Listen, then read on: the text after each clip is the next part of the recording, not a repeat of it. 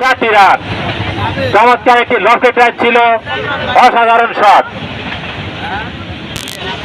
সিয়ারাবিরা দনাইয়া রিদে টানে কই টানে কত রান রান কত ভাই কিসে কইছি আর দলীয় সংগ্রহ এই মুহূর্তে 33 রান 33। তবে বল ডিজে রনি, চমৎকার ডেলিভারি ছিল, কিছুটা লোয়ার ডেলিভারি। আরো 4টি রান গাজীপুর গেদে একাদশের অনুকূলে। বলার কিন্তু এক্ষেত্রে কিছুই করার নেই, চমৎকার একটি ডেলিভারি ছিল, কিন্তু দুর্ভাগ্যবশত বলটি বাউন্ডারি লাইন অতিক্রম করায় আরো 4টি রান। ডিজে রনি পরে বল ব্যাটসম্যানকে কিছুটা বোকা বানালেন।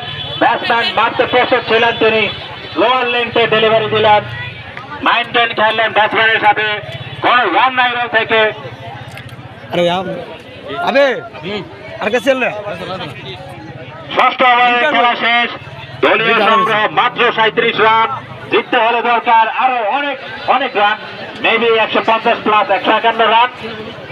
রান রেট কিন্তু পাহাড় সমান বেড়ে যাচ্ছে, ব্যাটসম্যানদেরকে কিন্তু এক্ষেত্রে অবশ্যই অ্যাক্সেলারেট করতে হবে রান রেট।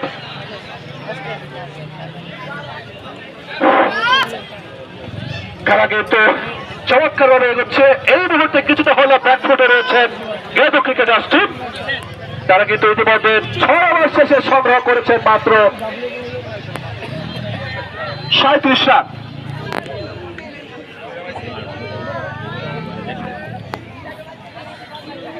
চমৎকার বল ছিল, গতির বল ছিল, কিন্তু আবারও কিন্তু চমৎকার বল দিয়ে আসছেন মেহেদী। গতির বল করে থাকেন, যে গতির বল ছিলাম কেএফসি বর্ডার ক্রিকেটের টিম ম্যানেজার রাহান হাসান বাবু, তিনি কিন্তু ক্রিকেট প্রেমী, ক্রিকেট লাভার।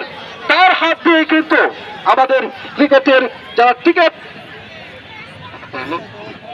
যারা ক্রিকেটে যারা বাংলাদেশের সুনামধন্য নামি দামি যত খেলোয়াড় রয়েছেন, তাদের কিন্তু আমরা দেখতে পাই সেই বাবু ভাইয়ের মাধ্যমে।